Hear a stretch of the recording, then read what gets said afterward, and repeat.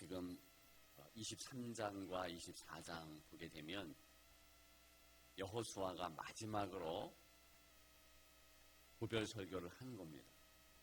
마지막 유언을 하는 겁니다. 저는 여호수아의 이 마지막 설교와 또 제스처, 행동을 보면서 좀 아쉬운 마음이 듭니다. 아쉬움을 지울 수가 없어요. 좀 더 이스라엘 백성들에게 좀 강하게 말하면 어땠을까? 이것밖에 못맛했나 이런 생각을 하게 됩니다. 일단 지금 모여서 이야기하는 곳이 어디입니까? 이 마지막 유언하는 장소가 25절에도 앞에도 계속 나오고 있는데 세겜이라 그랬습니다. 창세기 12장 6절에 보게 되면 이 세겜은 너무나 역사적인 장소입니다. 조상 아브라함이 최초로 가나안 땅에 정착하며 여호와의 이름을 부르고 제단을 쌓았다라는 그런 곳입니다. 모래 상수리 나무 아래서 그렇게 행했다. 여기 온 이유는 그렇게 아브라함 같이 우리가 하나님 앞에 다시 한번 언약을 갱신하자, 하나님을 잘 믿도록 그렇게 섬기자, 그런 것 아닙니까? 원래 여기가 에브라임이 유업으로 받은 기업은 맞지만 여호수아가 사는 곳은 아니었어요. 자, 에브라임 지파인 여호수아가 어디에 거했었습니까? 30절에 나오죠. 거기 보면 마지막으로 여호수아가 110세에 죽는데 30절에 그들이 그를 그의 기업의 경내 딥나세라에 장사하였으니 그랬습니다. 그러니까 딥나세라에서 그리 먼 곳은 아니지만 세겜이라는 곳까지 나왔습니다. 그러니까 그렇게 힘이 없고 힘들고 어려운 그런 처지는 아니었습니다. 그러니까 좀 더 강력하게, 좀 더 힘있게 그렇게 좀 이스라엘 백성들에게 말해야 되지 않을까 그런 마음이 든다는 것 아닙니까? 15절에 보게 되면 이제 어제 본문이지만 여호수아 24장 15절에 이렇게 말씀 이 여호수아가 말하고 있지요. 다 같이 읽습니다. 만일 여호와를 섬기는 것이 너희에게 좋지 않게 보이거든 너희 조상들이 강 저쪽에서 섬기던 신들이든지 또는 너희가 거주하는 땅에 있는 아모리 족속의 신들이든지 너희가 섬길 자를 오늘 택하라. 오직 나와 내 집은 여호와를 섬기겠노라 하니 아멘. 섬길 자를 오늘 택하라 그랬어요. 물론 선택해서 너희가 하나님을 그 의지로 택하고 섬기라 이런 의미 아닙니까? 그건 알겠어요. 그런데 우리는 여호와만 섬겨야 된다. 너희들이 반드시 여호와를 선택하고 섬기고 다른 곳으로 가면 안 되고 오직 여호와께로만 가야 된다. 강력하게 좀 말해야 된다. 왜냐? 지금 세겜 땅에 함께 모여서 이 유언을 듣는 이스라엘 백성들의 상태가 벌써 좋지 않은 거예요. 여러분, 사사기의 아픔을 아시죠? 사사기에 계속 반복되는 이야기가 이 이스라엘 백성들이 하나님을 배신했다가 하나님을 때리시고 회개하고 사사 보내고 또 하나님 앞에 범죄하고 또 때리시고 그 다음에 회개하고 사사 보내고 이게 몇 번이에요? 12번 이상입니다.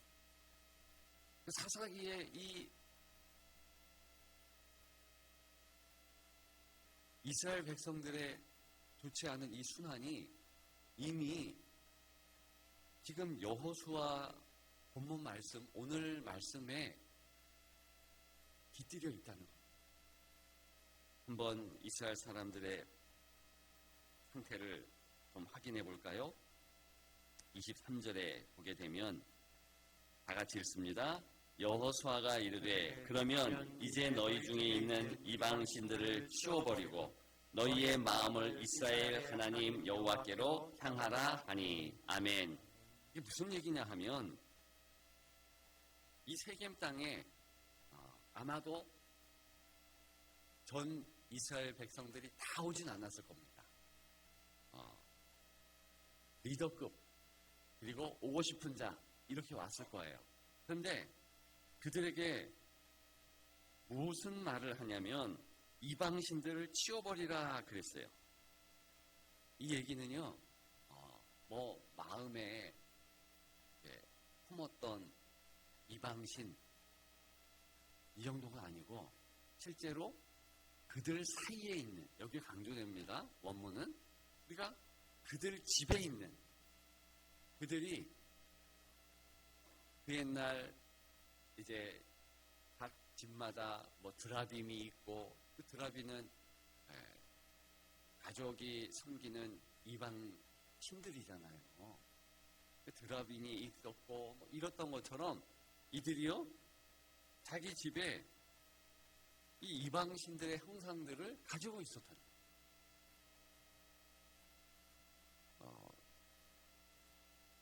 21절에 보면 백성이 여호수아에게 말하되 아니니이다 우리가 여호와를 섬기겠나이다 하는지라. 자, 이 말만 들으면 이제 이스라엘 백성들이 여호수아처럼 하나님을 섬기겠다 이렇게 말하는 것으로 여기잖아요. 22절까지 연결하면 여호수아가 백성에게 이르되 너희가 여호와를 택하고 그를 섬기라 하였으니 스스로 증인이 되었느니라 하니 그들이 이르되 우리가 증인이 되었나이다 하더라. 근데요, 여호와만 섬기겠습니다 라는 것이 아니고 여전히 하나님 섬기겠습니다, 하나님 따르겠습니다, 요 말만 되풀이한다는 겁니다.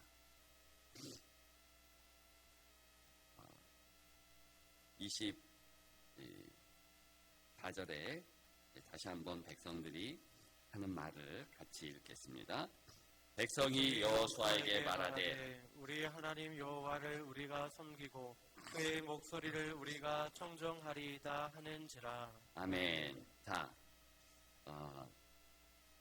지금 이게 무슨 내용이냐 하면 제가 드리는 말씀을 여러분들이 들으면 이제 왜 이렇게 내가 열받아 하는지 알 겁니다. 이것은요, 사실 여호수아가 이야기하는 말과 핀트가 지금 계속 어긋나고 있는 거예요. 여호수아는 하나님만을 섬겨라 이렇게 지금 얘기하는 거예요. 그런데 이스라엘 백성들은 하나님 섬기겠습니다, 하나님 섬기겠습니다. 근데 이방신들도 없애버릴 수 없습니다, 이런 뜻입니다. 자, 19절을 보시면 우리가 그 뜻을, 여호수아가 이야기한 뜻을 확연히 알 것인데 다 같이 읽습니다. 여호수아가 백성에게 이르되 너희가 여호와를 능히 섬기지 못할 것은 그는 거룩하신 하나님이시여 질투하시는 하나님이시니 너희의 잘못과 죄들을 사하지 아니하실 것입니다. 아멘. 자, 여기 보면 너희가 여호와를 능히 섬기지 못할 것은 이렇게 얘기해요. 이미 여호수아는 이스라엘 백성들의 상태를 알고 있는 겁니다. 그들 집에 드라빔이 있고 그들 중에 아모리 왕들이 섬겼던 신들이 있고 그들 마을에 바알과 아세라의 흔적들이 이미 있는 것을 정보를 가지고 있는 거예요. 너희도 그렇게 하면 안 돼. 왜 그런지 알아? 그는 거룩하신 하나님이요 질투하시는 하나님이시니. 자, 거룩과 질투라는 두 단어가 나옵니다.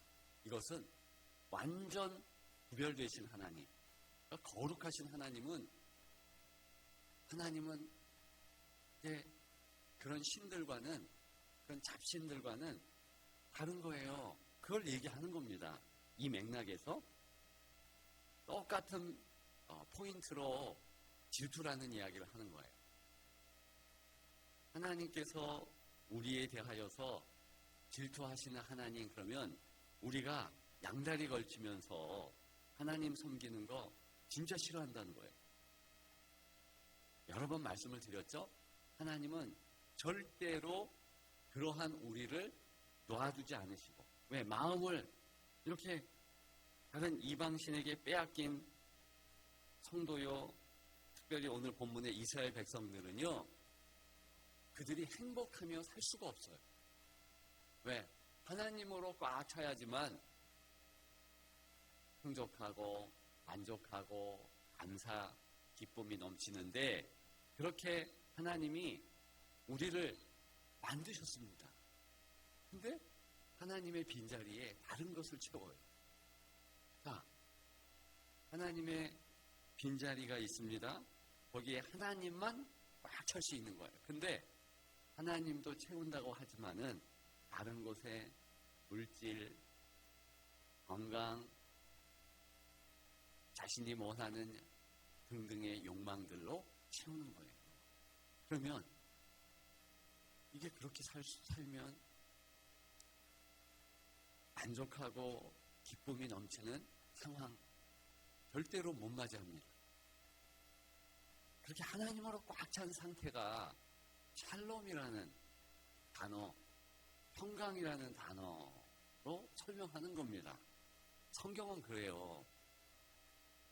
우리가 원하는 것을 다 붙잡았을 때 조건과 환경이 완전해서 우리가 샬롬 외치는 게 아니고, 야, 평화로다 노래하는 게 아니라는 것입니다. 오늘날로 말하면 이런 거예요. 우리가 하나님을 섬긴다 하는데 하나님만 섬기는 것이 아니고 다른 것들도 이제 섬긴다는 표현은 좀 뭐하지만 중요하게 여겨요. 특히 우리는 물질을 그렇게 중요하게 여겨요. 뭔가 돈이 있지 않으면 너무 불안하거든요. 그거 하나만 봐도 우리가 얼만큼 하나님을 잘 못 섬기는지 압니다. 부족하게 섬기는지 압니다. 우리는 건강만 이뤄도요 너무 두려워요. 우리 사랑하는 가족, 부모님이 병약해지고 또 여러 가지 질병과 질환으로 힘들어하면 마음이 무너져요. 그리고 어느 때인가는 너무 힘들어서 낙심을 넘어 절망합니다. 바로 그게 사실은 이스라엘 백성들의 모습입니다.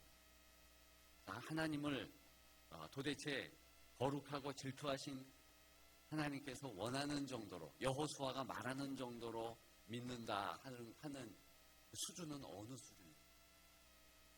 수준입니까? 우리는요 의지적으로 하나님을 믿잖아요. 자유의지가 그거 아닙니까? 하나님은 존재론적으로 거룩하시고 또 완전하셔요. 그러니까 우리가 하나님을 따르고 거룩을 원하는 그런 정도로 하지만 항상 부족해요. 그런데 정말 여호수아가 오늘 본문에서 말하는 하나님만 섬기는 수준이 되려면은 말 그대로 하나님께 집중하는 거예요.